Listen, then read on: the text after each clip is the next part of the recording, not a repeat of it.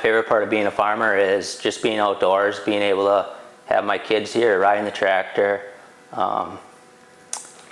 It's so flexible. I mean, I'll go in every morning, help get the kids on the bus. I'll be there to pick them up off the bus.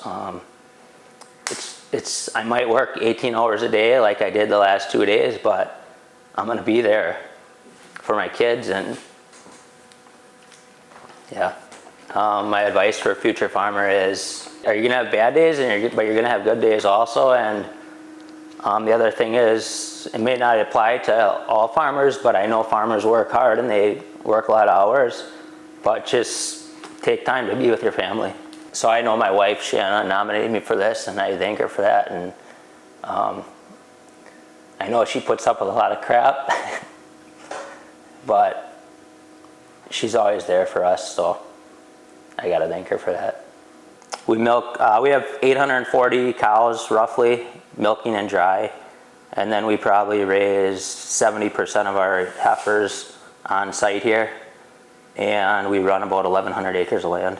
So I own the farm with my dad Jay and my brother Josh, and Josh takes care of all the herd work, and my dad does all the book work and works in the shop, and then I work in the shop and take in charge of all the feeding and all the crops. And I mean, we pretty much, if Josh is gone for a week on vacation or something, I can take his spot and give shots or whatever he's got to do. Or if I'm going to be gone, Josh and my dad can take over, and we can all pretty much do each other's job just as good as the other person. So we have 8 full-time employees and probably 6 to 8 part-time people that help when we do crops and planting and stuff like that. So everything is fed once a day. Cows are milked 3 times a day. Everything on the farm is on sand-bedded freestalls.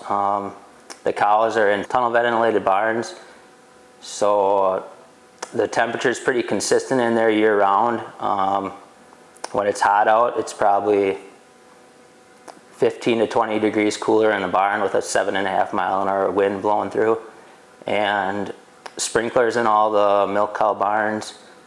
So I mean, yeah, they're well taken care of. So one thing a little bit unique about our farm is we have a leachate collection system that in 2019 we put in. It's probably one of the first ones that I would say has been done, that all the leachate is collected and runs into drains that we put in the feed pad.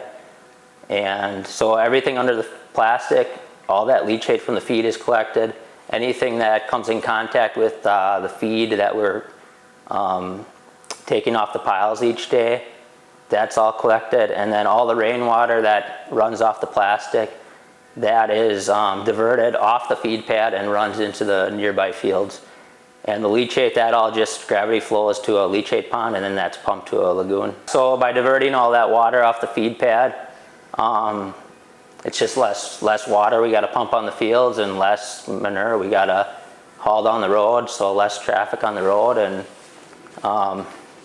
yeah, it's just a good system, and it keeps the ground around the feed pad a lot healthier. I mean, you can tell everything's green around there, and it looks good. So a future goal, I guess, would be we'd like to eventually put in probably a sand separation system.